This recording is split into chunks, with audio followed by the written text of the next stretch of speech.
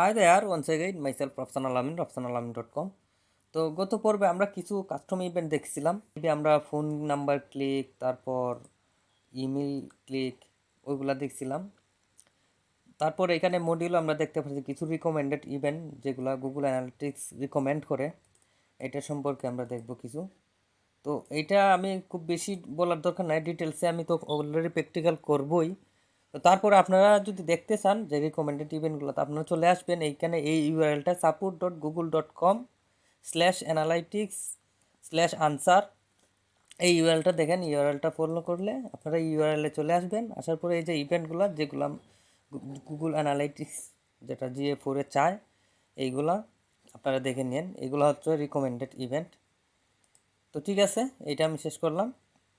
তো আমরা এখন দেখব মডিউল 4-এ আন্ডারস্ট্যান্ডিং সার্ভার সাইড ট্র্যাকিং। তারপর আমরা ই-কমার্সে চলে যাব। ই-কমার্সে এই ই-কমার্স যে ট্র্যাকিংগুলো ওইগুলো আমরা চলে যাব, GA4 ই-কমার্স ট্র্যাকিং। তো আন্ডারস্ট্যান্ডিং সার্ভার সাইড ট্র্যাকিংটা আমি একটু বলে নিই। মডিউল 4-এ সার্ভার সাইড ট্র্যাকিংটা হলো আমাদের এই কেন সার্ভার সাইড ট্র্যাকিং কীভাবে কাজ করে এবং কেমন দরকার, feature, opportunity, server side tracking সব কিছু, এই তিনটা কোয়েকশন আমি একসাথে আলোচনা করে দিই এখানে। এজন্য আমি কি করছি, জাস্ট মিনিট, এজন্য আমি একটা হোয়াইট বোর্ড ক্রিয়েট করে রাখছি। তো এটা দেখি। তো আমি বলে নিই প্রথমে, সার্ভার সাইড ট্র্যাকিং আমাদের কেন দরকার, ওয়াই নিড। তো রিসেন্টলি না, কিছুদিন আগ থেকেই, প্রায় অনেক দিন হয়ে গেছে, 1 ইয়ার প্লাস হয়ে যাবে। তো মজিলা ফায়ারফক্স, সাফারি ব্রাউজার, তারপর গুগল ক্রোমও রিসেন্টলি অ্যানাউন্সমেন্ট করছে যে থার্ড পার্টি ডাটাগুলা ব্লক করে দিবে। ওদের ব্রাউজার থেকে যে থার্ড পার্টি ডাটাগুলা রিসিভ করতো ওইগুলা ব্লক করে দিবে, যার জন্য স্পেশালি যা অ্যাড প্ল্যাটফর্মগুলা ওইগুলার অ্যাডের অবস্থা খুব বাজে হয়ে যাবে। কারণ এডগুলো অপটিমাইজ হয় ইউজারের ডাটার উপর বেস করে। যখন একটা ইউজার, যখন ধরেন এটা একটা ইউজার, এটা একটা ওয়েবসাইট, ইউজার যখন আসবে ওয়েবসাইটের মাধ্যমে, আসার পর এখানে বাই করবে, টু কার্ট করবে। তো এখানে ধরেন 100টা ইউজার আসলো, তো 100টা ইউজারের যে অ্যাক্টিভিটিগুলা ওইগুলা এড প্ল্যাটফর্মগুলো ট্র্যাক করে করে দেখে যে আচ্ছা এই 100টা ইউজার, তাদের এই রিয়েলিস্টিক এইরকম, তাদের ইউজার বিহেভিয়ার এইরকম, তারা এই প্রোডাক্টগুলো বাই করে। তো ফেসবুকের কাছে কিংবা যে গুগল অ্যাড প্ল্যাটফর্মগুলো, ওদের কাছে সব ডেটাগুলো আছে। তো ওদের 100 জন ইউজারের সাথে ওই ডেটাগুলো ম্যাপিং করবে। আরও যে ডেটাগুলো আছে না, ওদের কাছে তো সেভ ডেটাগুলো আছে, তো ওদেরকে তখন এডগুলা শো করবে অপটিমাইজ করে।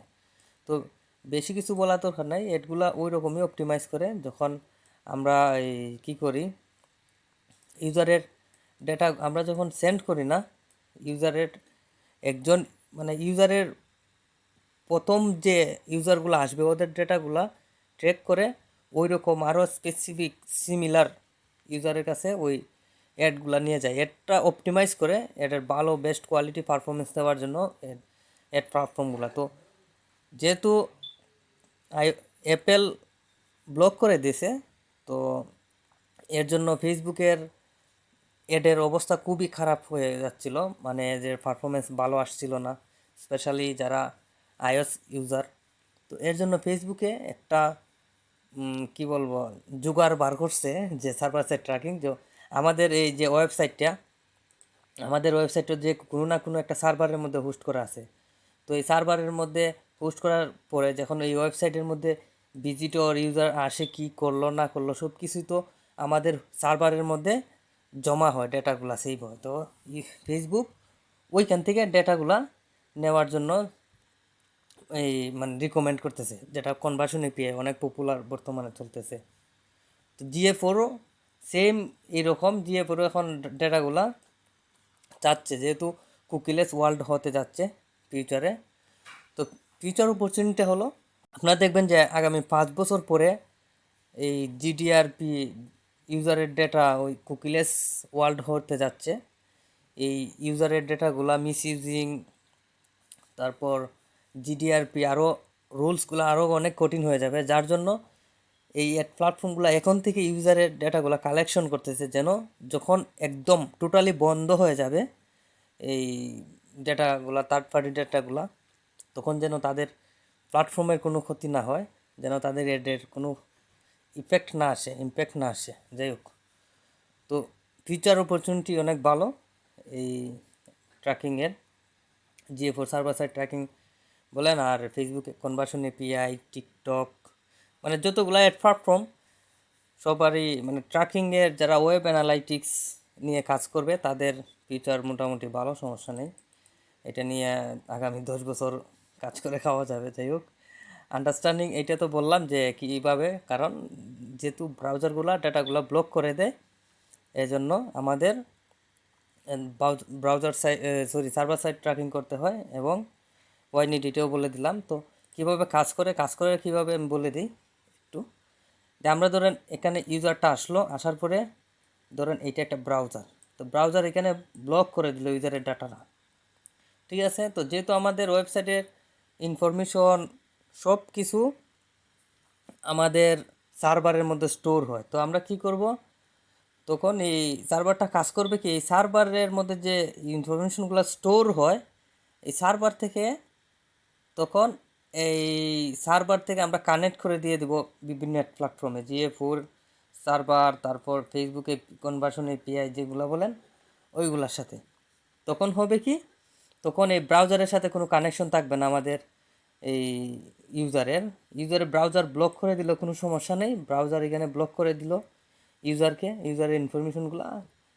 তো আমরা সার্ভারে যেহেতু পাচ্ছি, তখন সার্ভার থেকে আমরা এখানে এক প্ল্যাটফর্মে এগুলোর মধ্যে সেন্ড করে দিব।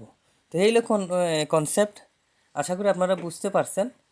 আর যদি না বুঝে থাকেন, কিছু কনফিউশন হয়, তাহলে ফেসবুক সার্ভার সাইড ট্র্যাকিং নামে আমি ইন ডিটেলস এখানে server side understanding server side tag manager, Google tag manager, মানে ইন ডিটেলস আলোচনা করছি। তো আমি এখানে সিম্পলি বুঝাই দিছি তিনোটা কোয়েকশন একসাথে। ওইখানে আমি একটা একটা কোয়েকশনের জন্য একটা একটা টিউটোরিয়াল মেবি করছি, আমার ঠিক মনে পড়তেছে না। আপনারা ওইটা দেখেন, তাহলে মানে আর কোনো কনফিউশন থাকবে না। আর এখানে আমি মোটামুটি বুঝিয়ে দিছি, যদি তারপরও কনফিউশন থাকে ওইগুলা দেখেন, তাহলে আর কোনো কনফিউশন থাকবে না মাস্ট। আর তারপরেও তো আছে যে নিচে কমেন্ট সেকশন তো আছেই, আপনারা কমেন্টও করেন, আমি ট্রাই করব ওইটা নিয়ে ভিডিও বানানোর জন্য। তো আমরা পরবর্তী পর্বতে আমরা দেখে নিব কি বলবো, এই সার্ভার সাইড ট্র্যাকিংয়ে চলে যাব direct, GA4 client base take ওইগুলা সব কিছু এখান থেকে আমরা সার্ভার সাইড ট্র্যাকিংয়ে চলে যাব। ঠিক আছে, ভিডিওটা যদি আপনাদের কাছে হেল্পফুল মনে হয় তাহলে আপনার ফ্রেন্ডের সাথে শেয়ার করতে পারেন। আর চ্যানেলটিকে অবশ্যই সাবস্ক্রাইব করবেন যদি আপনার কাছে মনে হয় যে ভিডিওটা ভ্যালুয়েবল, ইনফরমেটিভ। Thank you.